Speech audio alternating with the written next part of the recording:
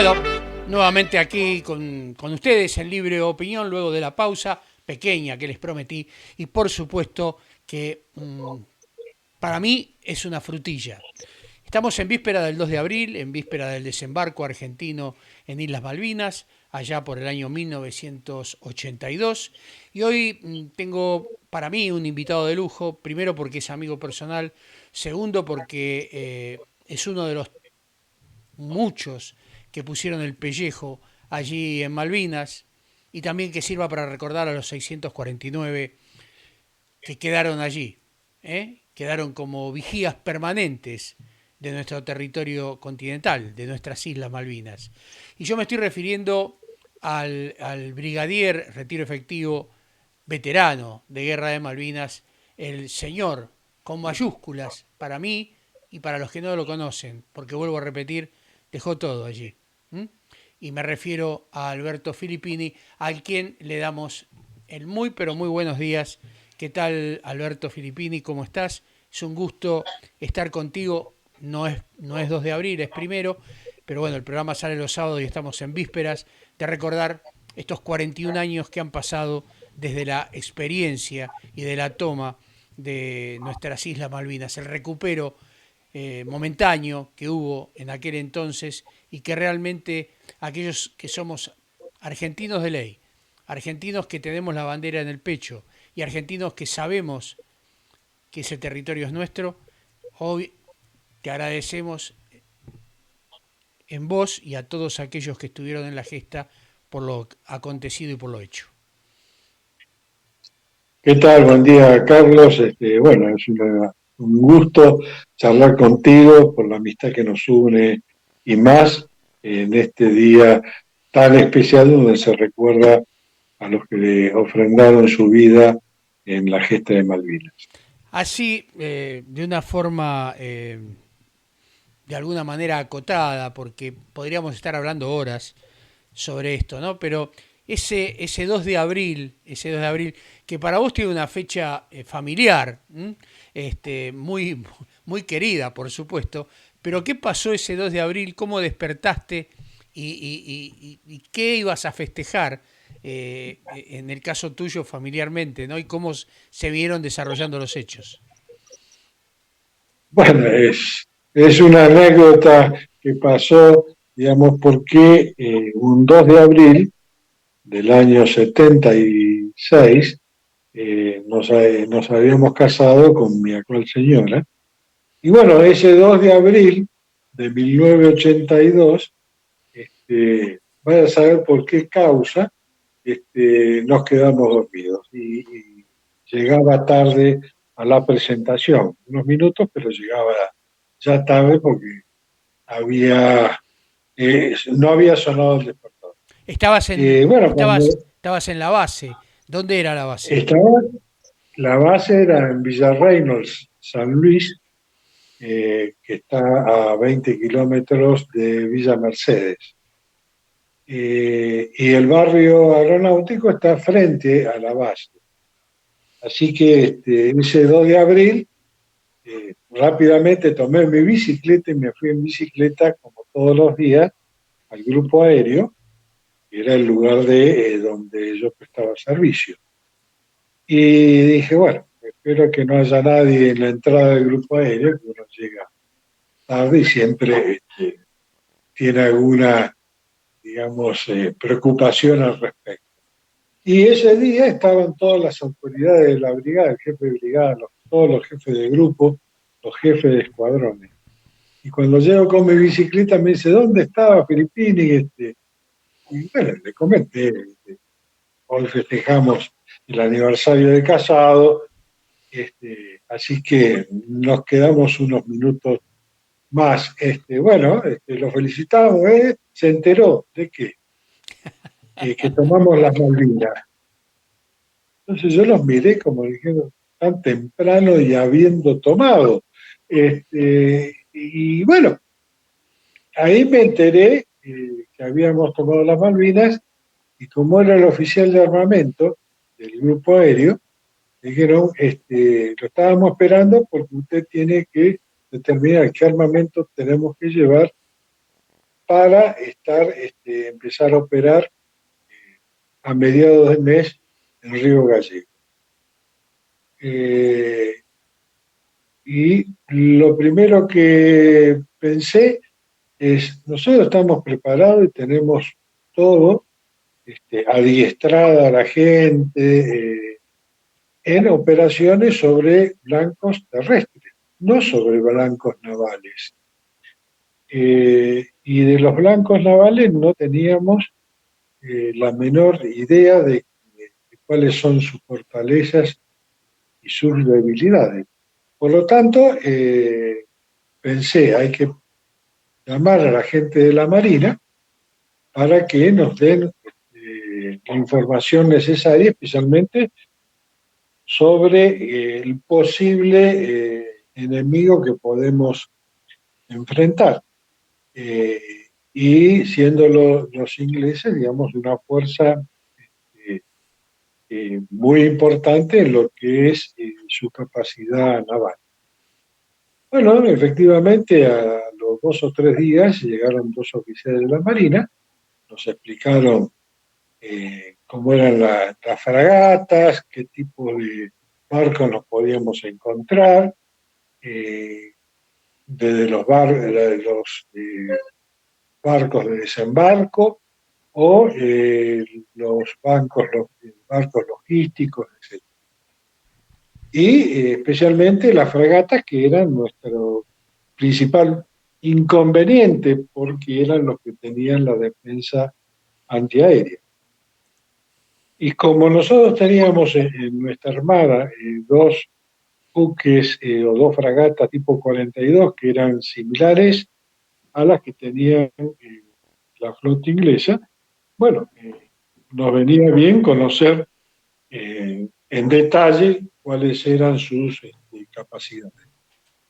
Bueno, después de las charlas que nos dieron, etcétera, nos dijeron, mire, atacando 12 aviones simultáneamente, la posibilidad que tienen de supervivencia es del 20%.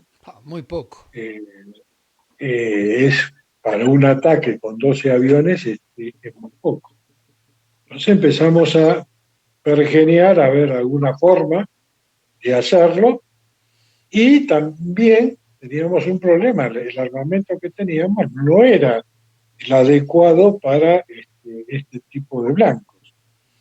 Nosotros teníamos bombas más bien grandes y acá se requerían bombas de baja que puedan ser frenadas, tipo Snackey, que no teníamos nosotros, tenían que ser bombas mucho más livianas, en vez de 500 kilos, tener bombas de 125 kilos, y las espoletas tenían que estar diseñadas para este tipo de blanco, porque si no, la explosión de la bomba, con las espoletas prácticamente instantánea, con un pequeño retardo que teníamos, nos iban a afectar en la salida del ataque, donde el efecto de las esquirlas de la bomba íbamos a estar nosotros en el envolvente de esas esquirlas. O sea que el avión podía ser dañado por el mismo armamento que lanzó. Entonces, todos estos problemas nos hacían pergeñar algún tipo de táctica que, bueno, en definitiva fue venir en vuelo rasante desde una distancia que nos demorara la detección de los radares de tiro de la fragata. Uh-huh. Y adoptar una formación que no les permita discriminar la cantidad de aviones que hay. Bueno, y esa fue más o menos la táctica que tuvimos y a su vez empezamos a pedir desarrollar las espoletas que realmente necesitan uh-huh. Para las bombas. Seguro. El relato que ahora viene, que seguramente nos vas a comentar, cuando haces blanco en la fragata misilística, ¿con bombas de 125 kilos fueron o de 500? No, en ese momento estábamos El ataque mío fue el 21 de mayo,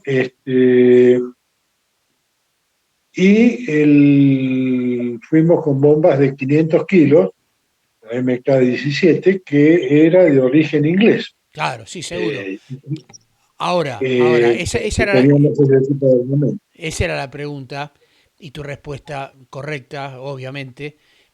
¿Cómo te despertaste ese 21 de mayo? ¿Ya sabían, habían planificado? ¿O el 21 de mayo las autoridades te dicen, Filippini, usted tiene que salir con el escuadrón tal, con tales y tales, y tienen que ir a buscar un objetivo a tal lugar? ¿O ya venía planificado? No, viene a través de órdenes fragmentarias. El 21 de mayo fue el desembarco en San Carlos de los ingleses. Ujú. Mientras tanto, siempre los buques venían, hacían alguna escaramuza, tiraban algo y salían los aviones para atacarlos y ellos escapaban. O sea, no enfrentaban a los aviones. Pero el 21 de mayo fue el desembarco y ahí prácticamente la flota estaba en el Golfo de San Carlos, que fue el lugar de desembarco, y el Estrecho San Carlos, que divide la isla Soledad de la Isla Grande, Ujú. la Gran Malvina.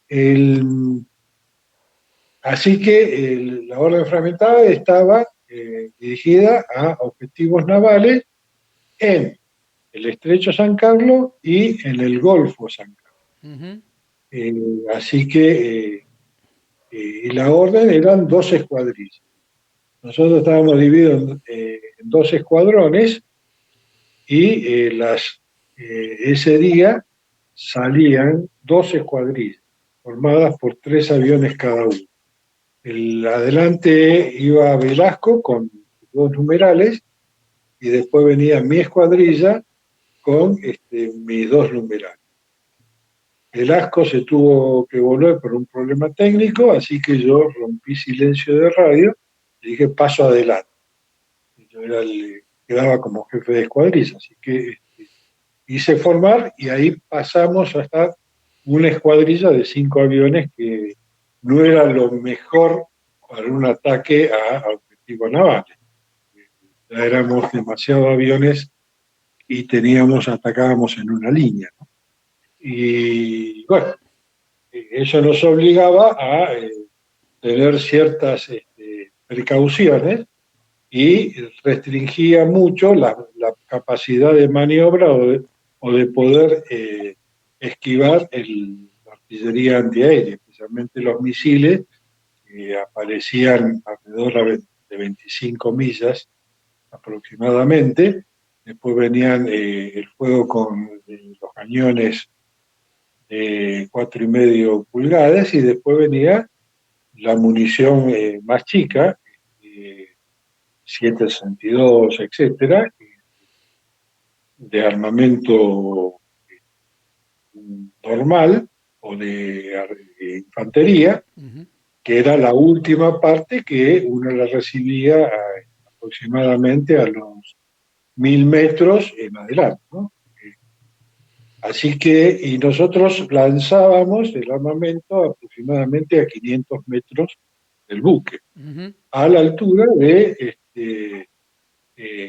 la plataforma del barco. Así que ese día, yo que estaba en el medio, eh, apunté abajo de la superestructura, donde estaba la chimenea, y abajo de eso está el motor, que es la parte más dura, y con la bomba era, digamos, de esperar que se quedara dentro del buque y no traspasaba por el peso. Claro, ¿Sí? claro. Así que esa era, digamos, la táctica que se fue adaptando ese día con 5 aviones. Ahora ¿Sí? bien, vos apuntás, disparás, no sabés si hiciste blanco porque tenés que emprender la fuga, que esto lo vas a Y sí, comentar. Bueno, ¿qué pasó ahí? ¿Cómo, en uno, esos 10 segundos, menos, 10 segundos menos, ¿no? Que hay que decidir y no, tomar decisiones. no, son décimas de segundo. Buah, tremendo. Eh, Porque uno está haciendo prácticamente 200 y pico de metros por segundo. O sea que el tiempo que uno tiene de reacción es muy pequeño. Bueno, me llamó la atención la velocidad del barco, cómo se movía, la agilidad que tenía, y este barco en particular, que la identifiqué como una fragata del tipo 22, eh, se recuesta sobre una elevación en la entrada del Golfo San Carlos. Eso afectaba especialmente a mi avión porque yo estaba en el medio y no tenía forma de salir hacia los costados porque tenía los otros aviones armados. Así que lancé mi bomba y tiré la palanca atrás lo máximo que pude del avión para esquivar no solamente la estructura del barco, sino la elevación que tenía al frente, para no estrellarme sobre ese cerro. Y bueno, en esa salida, uno de la cola del tanque de combustible de mi avión golpea sobre las antenas del buque, que sobresalían de la estructura. Y ahí inicio el escape, estaba previsto por derecha, pero cuando pongo el viraje a la derecha, me entro al Golfo San Carlos y estaba lleno de buques también. Dije, bueno, ahora nos van a tirar con todo. Y ahí ordené el escape por izquierda. En ese momento que hago el cambio de viraje, un misil me pasa por el costado y explota sobre esta elevación que había sorteado en ese momento. Después cuando paso de nuevo sobre el estrecho San Carlos, ya al norte, ahí veo al buque que estaba largando humo, etcétera, lo que indicaba que se lo había afectado de alguna forma. Después, con el tiempo, nos enteramos que era la fragata Argonaut. Ese Ajá. fue, digamos, Eh, eh, la... te corto un segundo, porque vos dijiste me pasa un misil cerca o por abajo. En aquella época no existían los misiles que buscaban calor.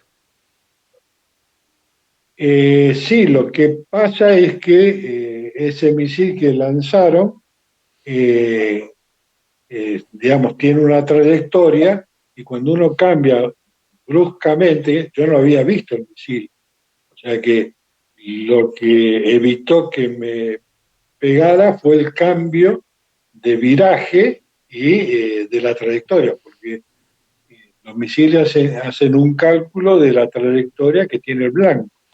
Entonces, en su predicción, el misil supuso que iba a seguir el avión en una dirección y yo cambié de dirección y me fui para el otro lado. Eh, Piloto entrenado, piloto eh, eh, con la sensibilidad full, Piloto con suerte, pero claro, piloto con suerte. ahí yo no le diría suerte. Dios no te tenía en ese momento en la mira. O sea, Dios sabía que no era tu momento y fue la reacción. Yo lo tomo así, al menos. Soy una persona creyente No, como vos. ¿Eh? yo también lo tomo de la misma forma. Uno dice con Eh, suerte, pero a veces hay que ser más hondo. Y aquellos que somos creyentes, como lo sos vos, evidentemente la ayuda divina también participó y mucho en ese sentido. Bueno, en mi vida aeronáutica tuve varios problemas o emergencias, etcétera, y uno dice, ¿y por qué todavía estoy acá? Evidentemente, el de arriba me tiene en espera porque debo hacer algo todavía. bueno, llegaron al sur argentino, eh, tocaron tierra sin bajas. Sin bajas y con lo justo de combustible, porque esa misión fue sin reabastecimiento en vuelo. Ujú. O sea que íbamos con lo justo si teníamos algún problema meteorológico, alguna inconveniente o nos agujereaban el avión con esquirlas o con municiones, digamos, de aérea, no llegábamos al continente. Lógico. Y, así que nos teníamos que eyectar de alguna forma. Esa es la anécdota Y de... a, y a eso le sumo que tampoco teníamos los equipos de supervivencia adecuados. Yo volé toda la guerra sin traje antiexposición, o sea que eh, si a mí me derribaban en algún momento y caía al agua, sabía que tenía un minuto de vida y pues por el frío uno, Sí, digamos, esa era una anécdota. seguía en otro camino. Ujú. Esa es una anécdota que conocía. Bueno, eh, termina la guerra, ya todos sabemos lo que pasó. Tuvimos soldados valientes en tierra, ya sea de infantería de marina, de la infantería del ejército, volando la Fuerza Aérea, que fue la que más participó tal vez en la gloria de lo que fue ese tiempo de Malvinas. Termina la guerra y empieza la desmalvinización. ¿Qué sentiste? ¿Qué opinás? Contanos. Mira, uno se siente un poco dolido, no por uno en particular, sino por aquellos camaradas de las tres fuerzas que han ofrendado su vida en cumplimiento o en defensa de nuestro territorio. Eh, y que no les reconozcan esa entrega es algo duro. Eh, Desgraciadamente hubo varias causas que produjeron este intento de olvido de lo que había pasado en Malvinas por intereses políticos, especialmente, por intereses de los medios, algunos medios de comunicación en particular y algunos eh, locutores, etcétera, que le dieron el haber tomado Malvinas otro objetivo distinto al que realmente fue o tenía previsto en su momento. Eh, Desgraciadamente esto duró mucho tiempo, se aprovechó por distintas causas y se produjo no solamente el olvido de la gesta de Malvinas y especialmente de los hombres que ofrendaron su vida, sino también prácticamente la pérdida de las capacidades de nuestras Fuerzas Armadas sistemáticamente. Ujú. Con, Eh, durante todo este proceso que duró prácticamente 40 años y hoy se mantiene, ¿no? se habló de algo que yo no estoy de acuerdo, en algún momento lo charlamos, que se trató de estigmatizar a la guerra diciendo que habían ido al conflicto los niños, los chicos de Malvinas. No, no. Yo estoy totalmente en desacuerdo con esa postura, porque si bien eran jóvenes, los soldados que iban, que eran los que estaban haciendo el servicio militar obligatorio, eh, no eran ningunos niños, eran hombres, soldados de nuestra patria que se comportaron y estuvieron al nivel de las circunstancias. Pelearon y hubo muchos actos de valor en estos muchachos jóvenes Ahora, y dentro también de los cuadros, ¿no? Alberto, vos fíjate, ¿no? Lo que vos estás diciendo, que es la realidad reconocida por los ingleses. O sea, aquellos que lucharon contra el ejército argentino, contra las Fuerzas Armadas, contra la Marina, contra la Fuerza Aérea, que a los pilotos, por supuesto, lo tenían en un grado superlativo a los pilotos argentinos, pero destacaron la fiereza de esos llamados chicos de la guerra y que se comportaron como soldados profesionales aún sin el armamento y sin la logística que los ingleses tenían. No, Hecho, eso ninguna duda. Hubo varios, hubo muchachos, soldadito, un soldadito, yo no recuerdo el nombre, que era de ejército, que él solo estuvo, digamos, resguardando eh, el retiro de toda su gente, y él se quedó mientras habíamos, estaba herido el jefe de él, los suboficiales, él se quedó solo con una Mac y estuvo parando a las tropas inglesas mientras hacían el repliegue el resto de sus compañeros.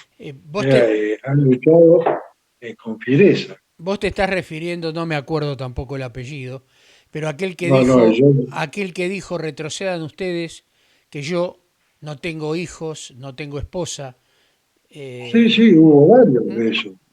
Este, realmente héroes, como los 649 que mencioné, que están allí como fieles centinelas en esas tierras.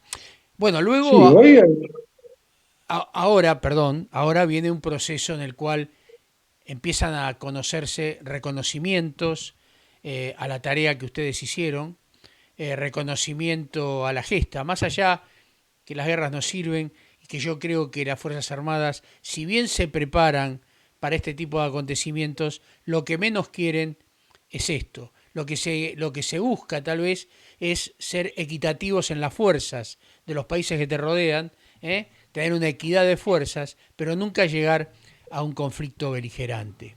Esa es mi idea. Eh, ¿Qué sé yo? Me no, no, gustaría... yo la comparto.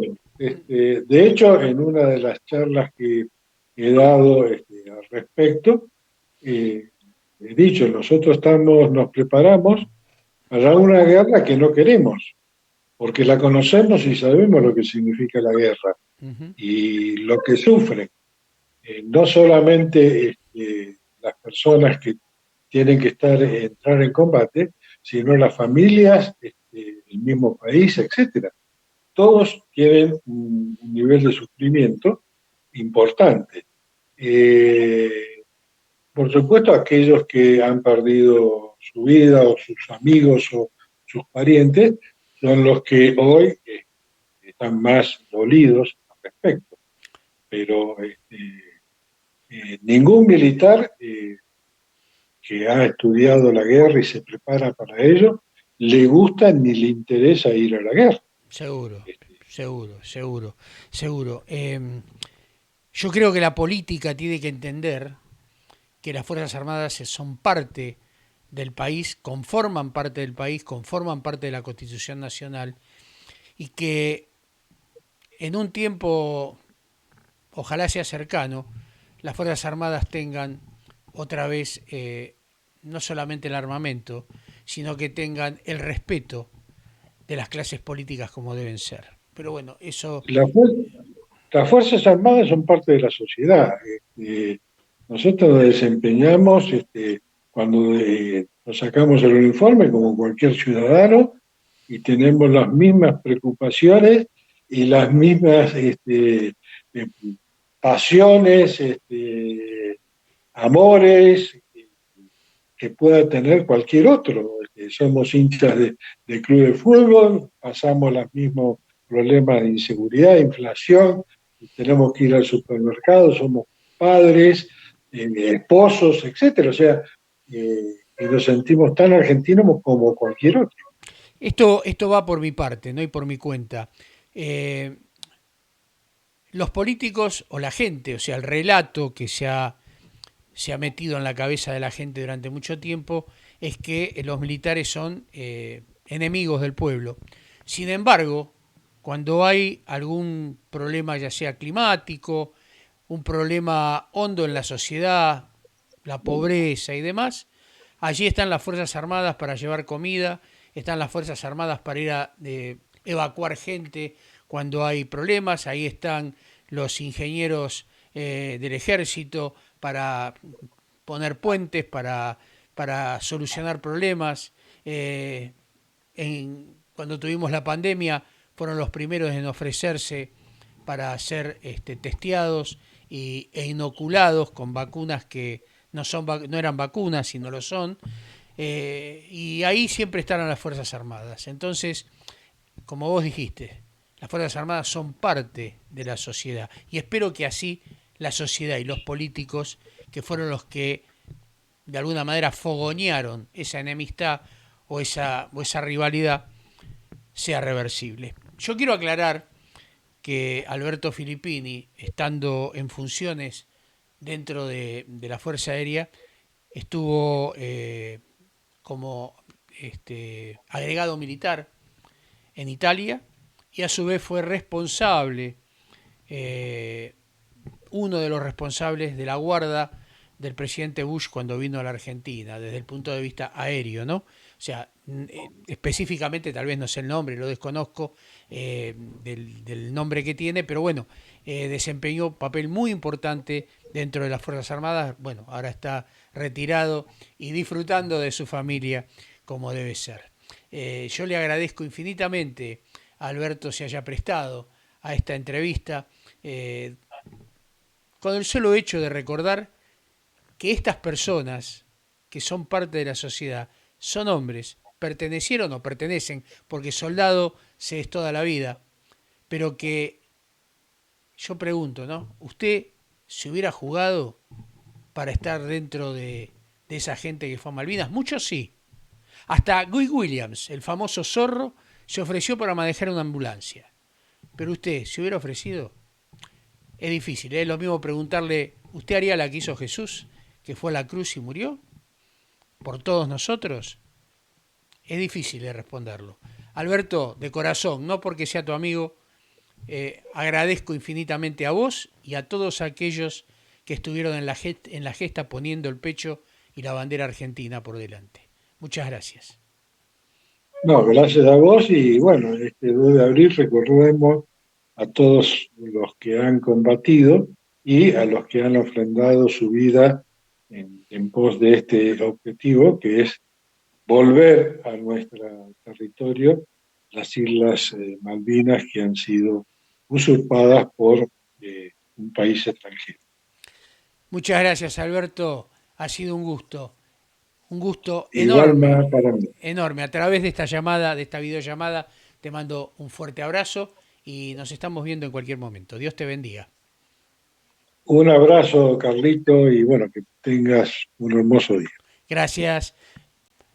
Pausa aquí en Libre Opinión y enseguidita estamos, después de haber recordado este proceso histórico en la Argentina, por supuesto el 2 de abril. Vamos a una pequeña pausa y enseguida continuamos aquí en Libre Opinión. Get it right the first time.